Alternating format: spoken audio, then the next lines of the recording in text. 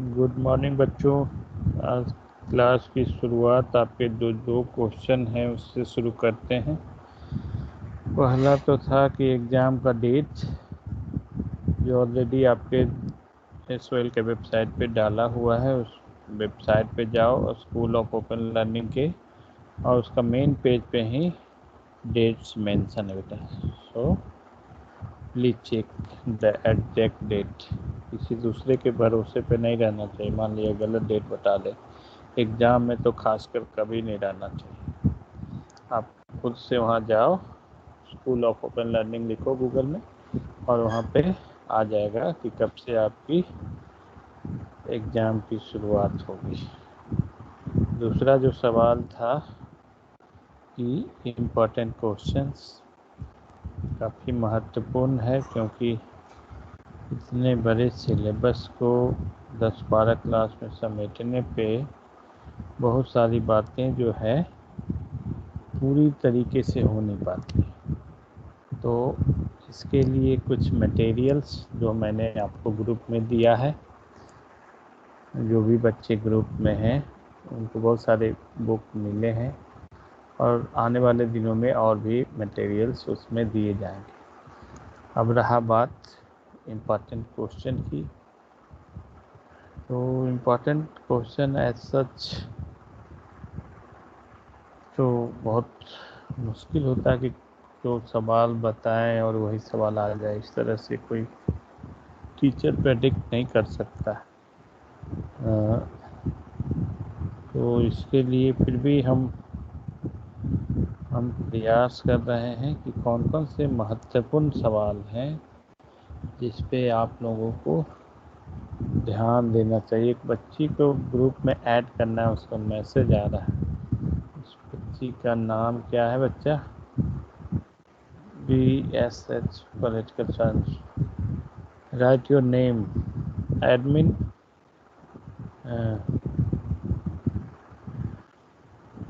केवल मैसेज किए जा रही है।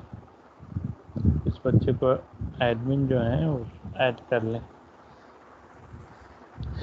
नेम क्या है बेटा? इसमें केवल वो आ रहा है बबीता नाम है, इसको ऐड कर लेना बच्चों। तब आए पहले टॉपिक से। पहले टॉपिक में कौन से इम्पोर्टेंट सवाल बनते हैं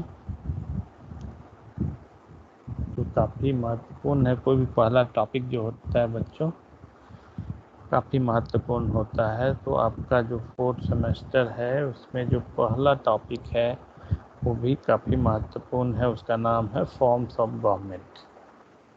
गवर्नमेंट के कितने प्रकार होते हैं, जैसा कि मैंने अपने क्लास में बताया कि बहुत सारे सरकार के प्रकार हैं, जिसमें लोकतंत्र भी है, अधिनायकवाद भी है, संसदीय शासन प्रणाली है, अध्यक्षात्मक शासन प्रणाली है, एकात्मक शासन प्रणाली है, और संघात्मक शासन प्रणाली, सैनिक शासन है। ये विभिन्न प्रकार के जो फॉर्म्स ऑफ गवर्नमेंट हैं, इसके बारे में आप अच्छे से कवर करना कि फॉर्म्स ऑफ गवर्नमेंट में, क्योंकि इससे कम से कम 2 सवाल आएंगे।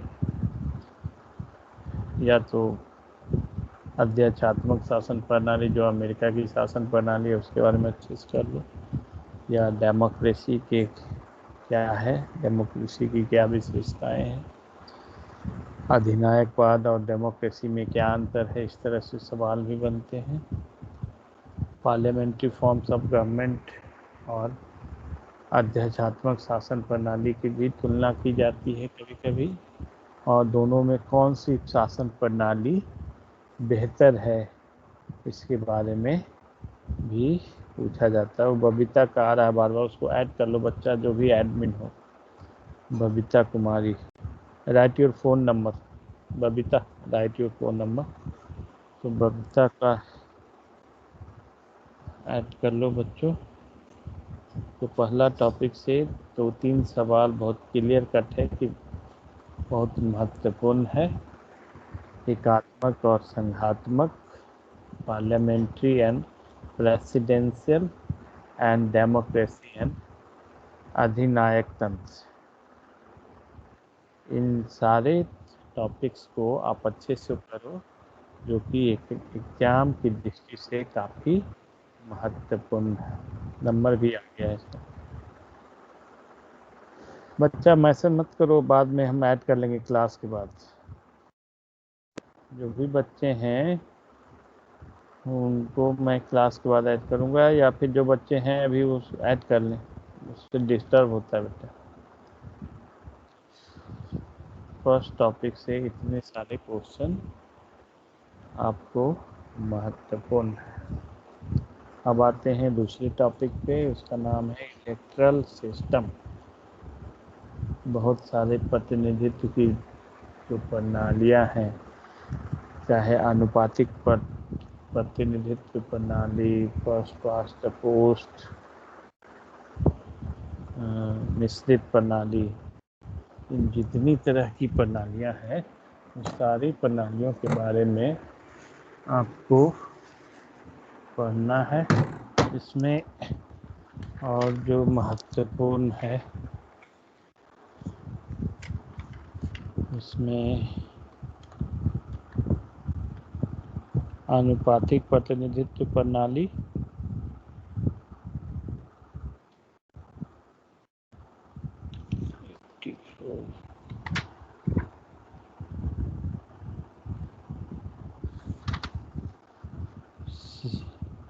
आनुपातिक प्रतिनिधित्व प्रणाली, एकल संक्रमणीय मत प्रणाली जो उसी का पार्ट है। उसके अलावा है साधारण बहुमत, जो कि भारत में पाया जाता है। इन सारे जो प्रणालियां हैं, मिश्रित शासन प्रणाली, इन सारे जो चुनाव की पद्धति है जिसके माध्यम से पूरे विश्व में चुनाव व्यवस्था का संचालन किया जाता है, उसके बारे में भी हमको ध्यान से लिखना है। इसमें से आनुपातिक प्रतिनिधित्व प्रणाली में काफ़ी महत्वपूर्ण है, उससे अक्सर सवाल पूछे जाते हैं। 2 नंबर टॉपिक पे के बाद अब आते हैं तीसरे नंबर पे। तीसरा है political party and party system. Party system में बहुत सारे सवाल आए थे कि पार्टी सिस्टम, पार्टी का जो थियोरेटिकल एस्पेक्ट है पॉलिटिकल पार्टी का, कितने पार्टी के कितने प्रकार हैं, 1 पार्टी, 2 पार्टी, मल्टी पार्टी, उस पार्टी सिस्टम की क्या विशेषता है, राजनीतिक दल का क्या महत्व है, ये सारे सवाल इसमें इम्पोर्टेंट होते हैं। और अंत में वोटिंग बिहेवियर, कि वो कौन से ऐसी बात है जिसके आधार पर हम किसी भी पॉलिटिकल पार्टी को अपना वोट देते हैं, जिसे हम वोटिंग बिहेवियर के नाम से जाना जाता है। तो उस वोटिंग बिहेवियर के बारे में भी बहुत सारे मैसेजेज आ रहे हैं। इन बच्चों को ऐड करने में बहुत दिक्कत हो रहा है उसमें। तो तीसरे टॉपिक से कि पॉलिटिकल पार्टी का इम्पोर्टेंस, पॉलिटिकल पार्टी का टाइप्स, वोटिंग बिहेवियर इत्यादि टॉपिक्स को अच्छे से देखने की ज़रूरत है। अब तो ट्रेंड भी बदला, पहले 8-10 क्वेश्चन होते थे, उसमें 5 क्वेश्चन करने होते थे, लेकिन पैंडेमिक में उसमें कमी की गई है और आपको केवल 4 क्वेश्चन करने होते हैं। जैसा कि आपने लास्ट ईयर के एग्ज़ाम में भी जो ट्रेंड था मोरलेस वही ट्रेंड चलेगा। आपको टोटल 6 क्वेश्चन में 4 question out of 6 you have choose any 4 question. तो थर्ड टॉपिक में ये सारे सवाल बनते हैं। और फोर्थ है नेशन स्टेट, यानी राष्ट्र राज्य। राष्ट्र राज्य का सिद्धांत क्या है, इसका ऑरिजिन कैसे हुआ, और वैश्वीकरण के संदर्भ में राष्ट्र राज्य के ऊपर कौन सी चुनौतियों का प्रभाव हमें दिखाई दे देती। और इस राज्य की जो चुनौतियां हैं संप्रभुता के ऊपर, उन सारे पहलुओं पर इसमें सवाल पूछे जा सकते हैं। तो इससे भी एक क्वेश्चन बनता है, क्योंकि क्वेश्चन की संख्या हम बताएं कि कम हो गया आपका टॉपिक, 5 टॉपिक है तो सारे टॉपिक से एक सवाल आएंगे और फर्स्ट टॉपिक से 2 सवाल आएंगे। तो फर्स्ट टॉपिक को ज़्यादा अच्छा से करो, क्योंकि वहाँ पर 2 क्वेश्चन बनने की गुंजाइश है। और अब पहले जो शॉर्ट नोट्स आते थे वो शॉर्ट नोट्स आज के समय में नहीं आ रहे। पहले 4 शॉर्ट नोट्स आते थे। जब आप प्रीवियस ईयर पेपर देखोगे तो उसमें 4 शॉर्ट नोट्स आते थे और उसमें 2 करने होते थे। लेकिन अब शॉर्ट नोट्स का जो व्यवस्था है वो नहीं है।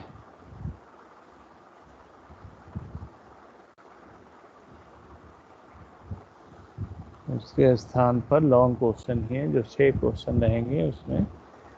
Out of 6 you choose any 4।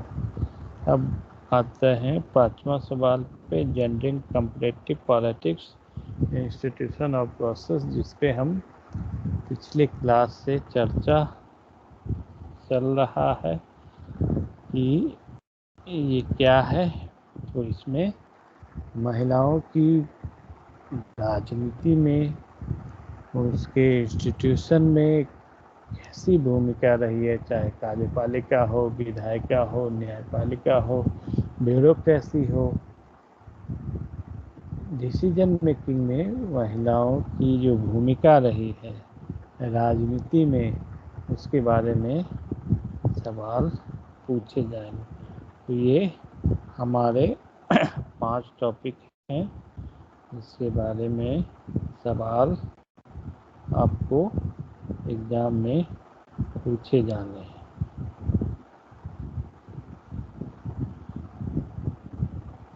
तो इसको ध्यान रखना है। अब आते हैं हम अपने अंतिम टॉपिक पे। इस टॉपिक को आज समाप्त करके अगला क्लास जो है, अंतिम क्लास है,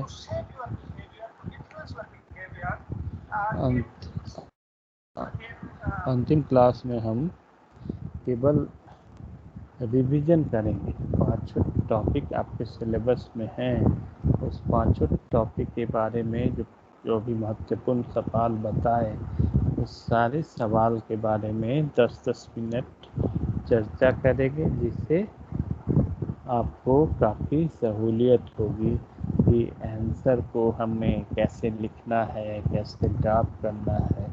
ये न कि डाउनलोड और अपलोडिंग के चक्कर में हम इतना ज़्यादा लिख दें या A4 साइज का प्रयोग ना करें, अलग अलग पेन्स का प्रयोग करें। काफ़ी लोग मित्र का सहयोग लें, माता पिता बहन भाई का सहयोग करें, ऐसा नहीं करना है। आपको अपनी भाषा में, अपनी लिखावट में अगर किसी क्वेश्चन का आंसर आप लिखते हैं तो उसका प्रभाव ज़्यादा होगा बनिस्बत आप पूरे सहयोग के माध्यम से अगर इस परीक्षा के सवाल के जवाब दीजिएगा तो उससे आपको बहुत ज़्यादा फ़ायदा नहीं होने वाला है। क्योंकि फाइनली जो अंतिम जो मत होता है वो टीचर का होता है, जो उस स्क्रिप्ट को चेक करते हैं। इसलिए आपको इन सारे सवालों को ध्यान में रखना है कि हम कैसे एग्ज़ाम में बुक के देख कर ना लिख के, बुक जो भी तक मैंने बताया है उसको एक नोट्स के माध्यम से आप बना लें और नोट्स को थोड़ा रिमेंबर कर लें, याद कर लें और उससे एक स्ट्रक्चर बना लें। इसमें एक इंट्रोडक्शन और कंक्लूजन और बीच का बॉडी पार्ट जो है क्वेश्चन में होना चाहिए। ज़्यादातर हम देखते हैं कि एग्ज़ाम में बच्चे जब लिखते हैं तो क्वेश्चन क्या पूछता है और बच्चे का जो आंसर होता है वो उसके हिसाब से नहीं होता। तो आपको टू द पॉइंट जाने की ज़रूरत है। दूसरा, बहुत सारे बच्चे अपना एक्सक्यूज भी देते रहते हैं।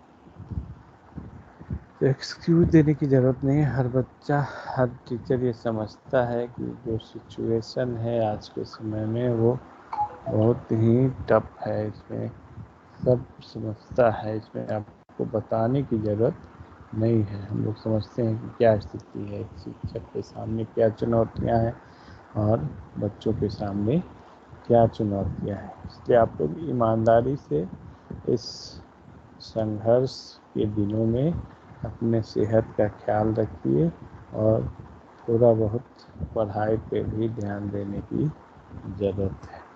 तो अब हम आते हैं जो टॉपिक हम लास्ट में चल रहे थे, वुमेन इन पॉलिटिक्स, उसमें आते हैं कि महिला आरक्षण में बाधाएं क्या क्या है। अभी तक महिला आरक्षण जो बिल है 1952 से लेकर आज तक, वो महिला आरक्षण का बिल क्यों नहीं पास हुआ है। आप अपना वीडियो ऑफ करो, वीडियो क्यों लाते हो। तो महिला आरक्षण बिल क्यों नहीं आया है, उसकी क्या समस्याएं हैं। जैसा कि आप जानते हैं कि पूरा 1952 से 2019 तक जितने भी लोकसभा चुनाव हुए हैं उसमें जो वुमेन पार्टिसिपेशन हुआ है, लोकसभा, राज्यसभा, राज्य विधानसभा, इन सारे चुनाव में महिला जो प्रत्याशी हैं, महिला जो उम्मीदवार हैं, जो जीत के चुनाव आए हैं, उनकी संख्या बहुत कम है, उनका पार्टिसिपेशन कम है। तो आखिर ऐसा कौन सा कारण है।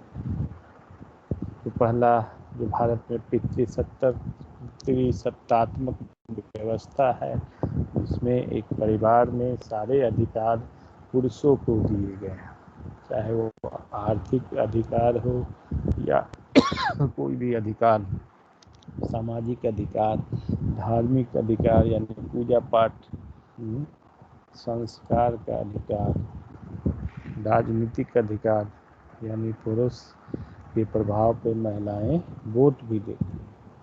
तो सारी जो पितृसत्तात्मक व्यवस्था जो हमारे समाज में सालों साल से जो विद्यमान है, उसका प्रभाव हमारे महिलाओं की राजनीतिक एम्पावरमेंट के ऊपर काफ़ी महत्वपूर्ण रूप से पड़ा है और वो पितृसत्ता के प्रभाव से अपने को मुक्त नहीं कर पाते। दूसरा, ये पॉलिटिकल पार्टी भी पूरी तरीके से स्पष्ट नहीं है इस बिल के संबंध में कि वो इसको पास करें या ना करें। बहुत सारे रीजनल पार्टी, जिसमें समाजवादी पार्टी और आरजेडी और बहुत सारे क्षेत्रीय पार्टियों का मानना है कि जो ये बिल हेलो है। हेलो। सर। हाँ। सर प्लीज़ अपना कैमरा ओपन कर लीजिए। बंद है। हाँ बंद है। कैसे करें दोस्त। आ गया। हेलो। हेलो। कैमरा को क्या हो गया भैया।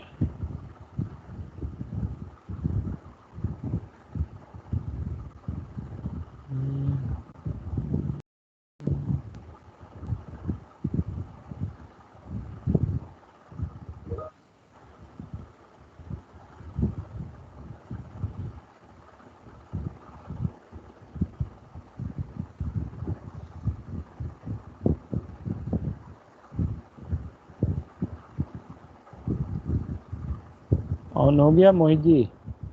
हेलो। हेलो। हेलो। ऑन हो गया मोहित जी। हाँ जी ऑन है अब। चलिए, थैंक यू। तो वुमेन आरक्षण के संबंध में जो चर्चा चल रही थी कि उसमें क्या समस्याएं हैं और बहुत सारी पार्टियां, खासकर जो क्षेत्रीय पार्टियां हैं, वो इसका विरोध क्यों कर रही हैं। बहुत सारे जो क्षेत्रीय पार्टियां हैं उसका नाम बताया कि अभी राष्ट्रीय जनता दल, समाजवादी पार्टी, ऐसे पार्टियों का मानना है कि जो महिला आरक्षण बिल है उसमें बहुत सारी खामियां हैं, और उस खामियों में जो सबसे बड़ी खामी है, ये जो आरक्षण है वो आरक्षण के अंदर आरक्षण की वकालत नहीं करता है। यानी अगर कोई कैंडिडेट ओबीसी की सीट पे चुनाव, एससी की सीट पे चुनाव लड़ रहा है, तो उसके लिए अलग से कोई प्रोविज़न नहीं है, क्योंकि महिलाओं में भी एससी के लिए अलग से प्रावधान है। तो रिजर्वेशन विद इन रिजर्वेशन की बात इसमें नहीं की जाती है, एक हॉरिजेंटल रिजर्वेशन की बात की जाती है, जिसके कारण बहुत सारी पॉलिटिकल पार्टियां इस बिल के खिलाफ हैं। इसमें से कुछ राजनीतिक दलों का मानना है कि आरक्षण के भीतर पिछड़ी, दलित और अल्पसंख्यक महिलाओं के लिए आरक्षण मांगने की बात किसी तर्क की कसौटी पर पूरी तरीके से खरा नहीं उतरता है। अगर संसद की संरचना पर नज़र डालें तो यह साफ हो जाएगा कि इस समय संसद में सबसे ज़्यादा जो है पिछड़ी जाति के सांसदों की संख्या है। अगर महिला आरक्षण विधेयक के मौजूदा प्रारूप को स्वीकार कर लिया जाता है तो सहज ही 1/3 महिलाओं को आरक्षण मिलने लगेगा, और ऐसे में बहुसंख्यक पिछड़े समुदाय की महिलाओं की प्रतिनिधित्व संसद में अपने आप बढ़ जाएगा। जहाँ तक 20% सीटों की दोहरी सदस्यता वाली सीट बढ़ाने का प्रस्ताव लागू करने की बात है, तो इस प्रस्ताव को लागू करने के बाद भी महिलाओं के साथ भेदभाव बना रहेगा, क्योंकि इसमें सभी सीटों को नहीं, सिर्फ 20% सीटों पर दोहरी सदस्यता करने का प्रस्ताव है। इससे सांसद के बीच में भी गैर बराबरी जो है बढ़ेगा, और एक तरह का वर्ग विभेद पैदा होगा, और विशेषाधिकार संपन्न मजबूत होगा, जबकि आरक्षित सीट पर 2-2 सांसद हो जाएंगे। मतदाता भी 2 खेमों में विभाजित हो जाएंगे। विभिन्न कमेटियों की सदस्यता से लेकर फंड के बंटवारे तक दोनों में हमेशा टकराव की स्थिति बनी रहेगी। जाहिर है, जब इस तरह की आरक्षण व्यवस्था होगी तो ज़्यादातर महिलाएं इसी तरह के सीटों से चुनकर आएंगी, जिससे उनके प्रति भेदभाव बढ़ जाएगा। इस स्थिति में ज़्यादा महिला सांसदों की स्थिति सिर्फ संख्या बढ़ाने वाली होगी। इससे यह तथ्य स्पष्ट नज़र आता है कि महिला सांसद अकेले अपने दम पर अपने क्षेत्र को नहीं संभाल पाएंगे, इसलिए उसे किसी पुरुष सांसद के साथ जोड़ दिया जाएगा। हालांकि अब 14 वर्ष के इंतजार के बाद मार्च 2010 में दोबारा महिला आरक्षण बिल पेश किया, परंतु दोबारा इस बिल को रिजेक्ट कर दिया गया। तो बहुत सारी कठिनाइयां हैं, खासकर रीजनल पार्टी, समाजवादी पार्टी और आरजेडी के द्वारा इसका विरोध, और भी बहुत सारे पार्टियों के द्वारा इसका विरोध होता है, जिसके कारण यह बिल अभी तक कानून का रूप नहीं लिया। अब आते हैं पंचायती राज में। पंचायती राज यानी कि जो तीसरा स्तर है हमारे लोकतंत्र में, पहला तो लोकसभा, दूसरा विधानसभा और तीसरा पंचायत, यानी कि गांव के लेवल पर जो पंचायती राज व्यवस्था काम करती है, उस पंचायती राज व्यवस्था में महिलाओं की भूमिका क्या रही है, वहाँ पर इनका प्रतिनिधित्व क्या रहा है।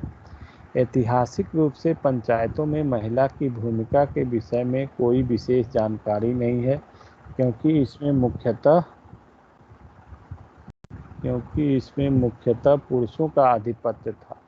1952 के सामुदायिक विकास कार्यक्रमों की समीक्षा करने वाले 1952 में जो सामुदायिक विकास कार्यक्रम आया, जो बाद में पंचायती राज की स्थापना में एक मील का पत्थर साबित होता है, वो उसमें तो बलवंत राज मेहता समिति ने 1957 में पहली बार महिलाओं को प्रतिनिधित्व देने के लिए 2 महिला सदस्यों के चयन की अनुशंसा की थी। उपरोक्त सांकेतिकता को ध्यान में रखते हुए महिलाओं की स्थिति पर गठित एक समिति ने अपनी रिपोर्ट CSWI 1974 में स्थानीय स्तर पर महिलाओं की अनुशंसा की, जो ग्राम पंचायतों के अभिन्न अंग होते हैं। इस समिति ने यह टिप्पणी की कि विकास से संबंधित नीतियों एवं योजनाओं में ग्रामीण महिलाओं के जीवन, योगदान तथा परिप्रेक्ष्य को कभी भी महत्व नहीं दिया गया है। अतः यह आशा किया गया कि इसमें स्थानीय स्तर का नेतृत्व उभरेगा तथा राजनीतिक प्रक्रिया में उन्हें भागीदारी के अवसर प्राप्त होंगे। यानी कि गांव से जो लोग हैं, महिलाएं खासकर, वो बड़े स्तर पर जाकर पार्लियामेंट में भी अपनी अनुभव का लाभ देश को मिलेगा। जैसा कि गांधी जी का मानना था कि ग्रासरूट लेवल पर लोगों की भागीदारी से हमारी जन भागीदारी और भी ज़्यादा मजबूत हो। इस समिति के अनुसार यह आशा की गई कि स्थानीय स्तर पर नेतृत्व उभरेगा तथा राजनीतिक प्रक्रिया में उन्हें भागीदारी के अवसर प्राप्त होंगे। इस समिति की अनुशंसा महिलाओं की आवश्यकताओं की ओर अधिक ध्यान देने पर चिंता पर आधारित थी, ताकि पंचायतें ग्रामीण महिलाओं की मौलिक आवश्यकताओं की पूर्ति कर सकें। ये आवश्यकताएं जो थी साक्षरता, शिक्षा, कानूनी अधिकार, स्वास्थ्य सेवाएं, आय के नए अवसर तथा वेतन में पक्षपात इत्यादि से संबंधित था। समिति ने यह महसूस किया कि ऐसा कदम महिलाओं की हितों की रक्षा करने के साथ साथ ग्रामीण महिलाओं की सामाजिक बाधाओं को भी कम करेगा तथा स्थानीय स्तर पर सशक्त महिला नेतृत्व को पनपने का अवसर प्रदान करेगा। इन अनुशंसाओं को क्रियान्वित नहीं किया गया तथा अशोक मेहता की रिपोर्ट जैसी महत्वपूर्ण रिपोर्टों ने तो इस पर विचार विमर्श भी नहीं किया और इसे लागू करने की जिम्मेवारी तब भारत सरकार के ऊपर छोड़ दिया। ये तो महिला आंदोलन की एजेंसी तथा इन विषयों पर चल रहे वाद विवाद के सम्मिलित परिणाम हुआ कि संविधान में जो संशोधन हुए 73 और 74 संशोधन के द्वारा महिलाओं के लिए 33% आरक्षण का व्यवस्था किया गया। यानी जो पार्लियामेंट और विधानसभा में आरक्षण नहीं मिला, वो आरक्षण पंचायती राज व्यवस्था में 73 और 74 अमेंडमेंट जो 1992 में हुआ था, उसके द्वारा अप्रैल 1993 में 73 अमेंडमेंट लागू हुआ, जिसके लिए संविधान में नया अध्याय 9 जोड़ा गया एवं 74 संशोधन में जो 92 द्वारा संविधान के भाग 9 को जोड़ा गया, जिसमें स्थानीय स्वशासन और उसका ढांचा, उसकी शक्तियां तथा कार्यों का मजबूती किया गया और उन्हें संवैधानिक बताया गया तथा महिलाओं के लिए 1/3 स्थान आरक्षित किए गए। लोकतंत्र के त्रिस्तरीय सशक्तिकरण से भारत में प्रजातांत्रिक पद्धति को बल मिला और इस तरह विश्व का ध्यान भारत की तरफ आकर्षित हुआ। संशोधनों के द्वारा पंचायतों की कार्य विधियों को भी कारगर बनाया गया।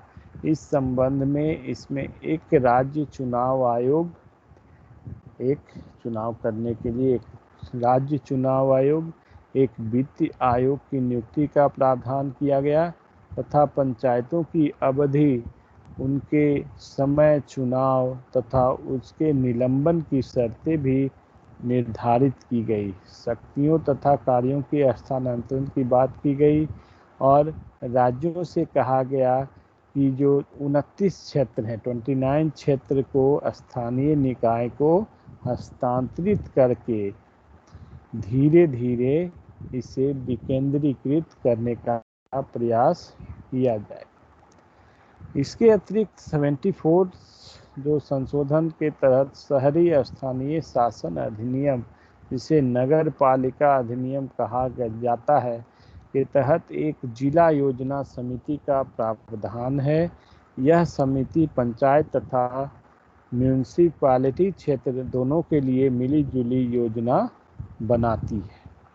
प्रत्येक जिला योजना समिति जिले के लिए विकास योजना का मसौदा तैयार करती है और उसे राज्य सरकार को भेजती है।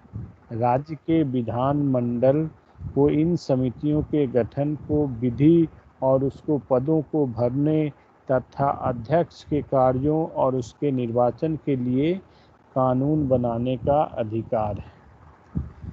73 एवं 74 संशोधन के बाद स्थानीय निकायों में महिलाओं की भागीदारी निश्चित रूप से बढ़ी है, लेकिन बहुत कम महिलाएं सक्रिय एवं स्वतंत्र रूप से काम करती हैं। बिहार एवं उत्तर प्रदेश जैसे कुछ राज्यों में निर्वाचित महिलाओं के पति ही उनके कार्यों का संचालन करते हैं, यानी मुखिया होने के बावजूद भी ये महिलाएं अपने पति के रबर स्टाम्प के रूप में ही काम करती हैं। उनकी वास्तविक जो सशक्तिकरण अभी तक नहीं हुआ, खासकर बिहार और उत्तर प्रदेश के अनेक एग्जाम्पल इस बात को सिद्ध करते हैं।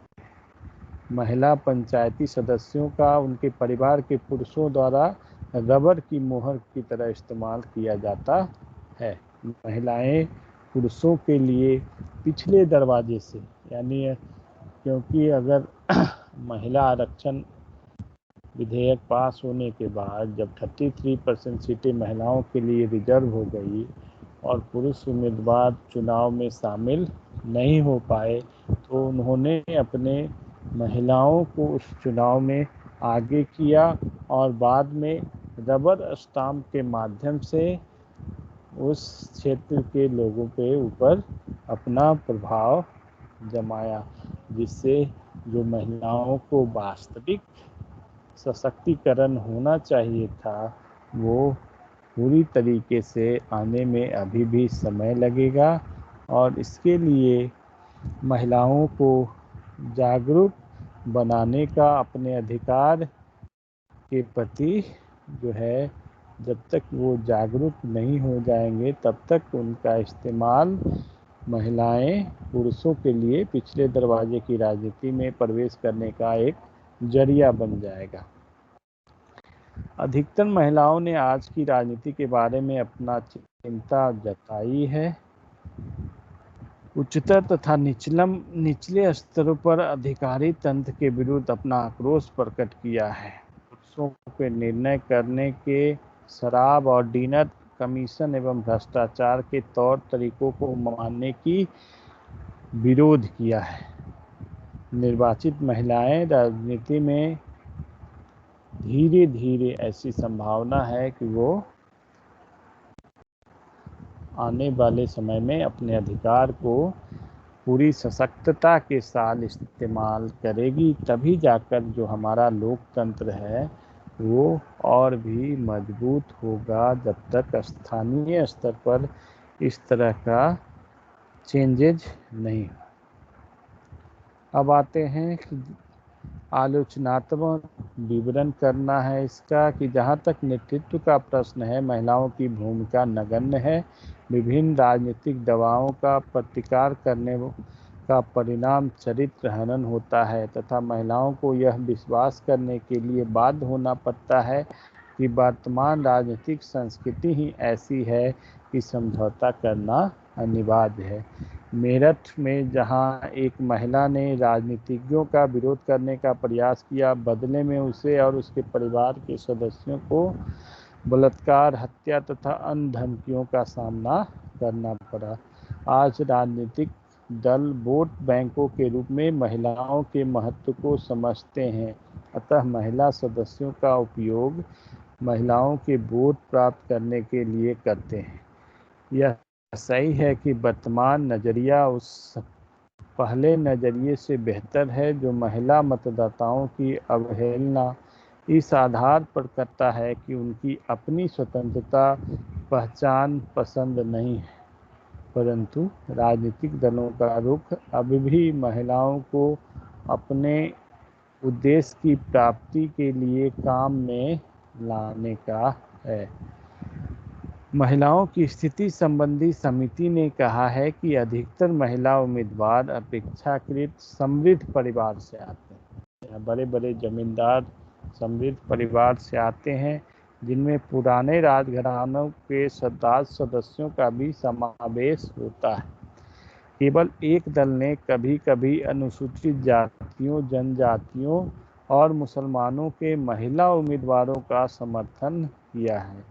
अधिकांश महिला उम्मीदवार शिक्षित हैं, हालांकि उनके स्तरों में अंतर है। लगभग 70 से 80% महिला संसद सदस्य अपेक्षाकृत बेहतर शिक्षित हैं। समिति ने यह भी टिप्पणी की है कि उम्मीदवारों के रूप में महिलाओं की सक्रिय भागीदारी ने सबसे बड़ा अवरोध चुनाव में बढ़ता खर्च है। महिलाओं ने इस बात पर बल दिया है कि परिवार अभी भी पारिवारिक धन से अपनी महिलाओं का चुनाव खर्च उठाने को तैयार नहीं है। यद्यपि ये ऐसा पुरुषों के लिए करते हैं, क्योंकि अधिकांश महिलाओं के पास अपने आर्थिक संसाधन नहीं होते हैं, अतः उनकी आकांक्षाएं केवल तभी पूरी हो सकती है जब किसी राजनीतिक दल के द्वारा पूरी तरह इन महिलाओं को सहारा दिया जाए। इसी कारण आज अधिकांश महिला उम्मीदवार वे हैं जिनके पास कुछ स्वतंत्र साधन हैं। स्थानीय निकाय के लिए निर्वाचित महिलाओं की एक बड़ी संख्या शिक्षकों, वकील और अन्य जमीनी कार्यकर्ताओं की है। चाहे साक्षर हो या उतनी साक्षर न हो, महिला सदस्यों को अपने समकक्ष तथा नौकरशाही से पहचान प्राप्त करने की समस्या का सामना करना पड़ता है। अधिकारी तंत्र, विशेषकर स्थानीय स्तर पर, सबसे बड़ा बाधक है। समाज तथा पंचायत के पुरुषों से कहीं अधिक पितृसत्ता, जो हमारी पितृसत्तात्मक व्यवस्था है, तथा अधिकारी तंत्र दोनों को महिलाएं बर्दाश्त नहीं कर सकती। और अब आते हैं निष्कर्ष के कि औपचारिक राजनीतिक संस्थाओं में महिलाओं की भागीदारी महिलाओं की वर्तमान शक्ति एवं स्थिति की शर्त ही नहीं बल्कि सूचना भी है तथा महिलाओं के अधिकारों एवं विकास को बढ़ावा देने के लिए आवश्यक भी है। महिलाओं के लिए निर्वाचन या राजनीतिक दलों, सामाजिक आंदोलन या प्रदर्शन जैसे औपचारिक राजनीतिक कार्यकलापों में सिर्फ भाग लेना पर्याप्त नहीं है। निर्वाचन प्रक्रिया, प्रशासन, कार्यपालिका, न्यायपालिका या स्थानीय सरकारी संस्थाओं में महिलाओं की भागीदारी का अध्ययन करने पर हमें ज्ञात होता है, वह सत्य नहीं है कि महिलाएं हमेशा अन्य महिलाओं की समस्या के प्रति सहानुभूति व्यवहार करेंगी। सिर्फ संख्या ही पर्याप्त नहीं है और न बहुत बड़ी संख्या में औपचारिक या अनौपचारिक दृष्टि से राजनीति में भागीदारी ही उद्देश्य है। एवं यह भी जानना आवश्यक है कि महिलाएं यदि राजनीतिक हस्तक्षेप करना चाहती है तो उनका उद्देश्य क्या है। क्या वह महिलाओं को मात्र प्रारंभिक स्थान मानकर चलना है या शक्ति की विद्यमान श्रृंखला में व्यवस्थित रूप से प्रवेश पाना है। महिलाओं को राजनीतिक भागीदारी के लिए सही मूल्यांकन के लिए जिन महत्वपूर्ण विषयों पर ध्यान देना जरूरी है उनमें से कुछ है महिलाओं की भागीदारी की सीमा, स्तर, स्वरूप, महिलाओं के अधिकार एवं जीवन पर उनका प्रभाव एवं महत्व और उनके द्वारा उठाई गई नारीवादी समस्याएं। ये इनका आलोच निष्कर्ष पे हम चल रहे थे। अब आते हैं कि इसको सुझाव क्या देता है। पिछले दशकों से प्राप्त हुए अध्ययन से स्पष्ट होता है कि महिलाएं न तो राज्य पर भरोसा कर सकती हैं और न ही पूरी तरह इससे पृथक रह सकती है। उन्हें अपने शक्ति संगठन एवं लामबंदी को अधिक मजबूत करना होगा। राज्य तथा निर्णय निर्माण तक अपनी पहुंच बढ़ानी होगी एवं राज्य को महिलाओं के लिए न्यायोचित एवं समान अधिकार देने वाली संस्था के रूप में परिवर्तित करने के लिए सक्रिय रहना पड़ेगा। शिक्षा का अभाव भी महिलाओं की राजनीतिक भागीदारी में बाधा है। यह इस तथ्य से भी साबित होता है कि अधिक सक्रिय एवं स्पष्टवादी निर्वाचित महिला प्रतिनिधि उच्च शिक्षा प्राप्त हैं। अतः सर्वप्रथम महिलाओं को शिक्षित किए जाने की आवश्यकता है एवं अन्य संदर्भ में आरक्षण ने लाखों महिलाओं के निर्वाचन में भाग लेने का अवसर प्रदान किया है। यह सत्य है कि कई महिलाएं प्रवासी हैं और अपने परिवार के उन पुरुषों द्वारा खड़ी की गई प्रॉक्सी हैं तथा अपने परिवार के उन पुरुषों के द्वारा खड़ी की गई हैं या नियंत्रित हैं जिन्होंने वर्षों तक सत्ता का उपभोग किया है तथा किसी भी कीमत पर इससे वंचित नहीं होना चाहते। परंतु यह भी सही है कि बहुत सी महिलाओं के समय की चुनौती को स्वीकार भी किया है। इनमें से कुछ महिलाएं ऐसी सीटों पर निर्वाचित हुई हैं जो आरक्षित नहीं है। निर्वाचन के दौरान महिलाओं का हिंसा, चरित्रहनन, भ्रष्टाचार जैसी विपरीत परिस्थितियों का सामना करना पड़ा। निर्वाचन के बाद उन्हें जिन कठिनाइयों का सामना करना पड़ा है वे जोड़ तोड़ की स्थानीय राजनीति तथा सत्ता सौंपने में सरकारी पदाधिकारी की अनिच्छा जो नियंत्रित महिलाओं को समर्थन का आधार प्रदान नहीं करती है। अतः यही दो मुख्य मुद्दे हैं। एक तो महिलाओं को उन चुनौतियों का सामना करने के लिए सशक्त बनाना है जो पंचायती राज व्यवस्था से उत्पन्न हुई तथा दूसरी ओर विद्यमान राजनीतिक माहौल को संवेदनशील बनाना है ताकि वे अवसरों का सदुपयोग कर सकें और तभी जाकर हमारी जो महिला सशक्तिकरण है वो ज़्यादा मजबूत होगा। महिलाएं वास्तविक रूप से सशक्त होंगी, ना कि पुरुषों